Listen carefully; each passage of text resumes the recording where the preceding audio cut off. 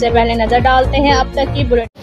हाँ जी बिल्कुल, खबरों का सिलसिला बढ़ाते हुए गुजरांवाला से पर शामिल करते चले। नेशनल हाईवे पर फ्रूट वाली डेयरियों के खिलाफ ग्रैंड ऑपरेशन का आगाज। Gujranwala national highway police beat 10 DSP Tahir Hussain और एडमिन ऑफिसर की जानिब से अवाम की सहूलत, ट्रैफिक की रवानी और हाईवे और बाईपास पर कायम गैर कानूनी तजावजात के खात्मे के लिए बड़े पैमाने पर ग्रैंड ऑपरेशन का आगाज कर दिया गया।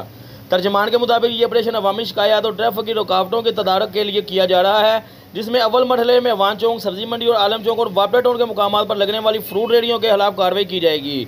ज़राया के मुताबिक हाईवे के तराफ और बाईपास के करीब गैर कानूनी तौर पर फ्रूट रेहड़ियाँ लगाने वाले अफराद को सख्त वार्निंग दी गई है, जबकि बार तनबा करने के बावजूद रेहड़ियाँ न हटाने पर फौरी कानूनी कार्रवाई अमल में लाई जाएगी।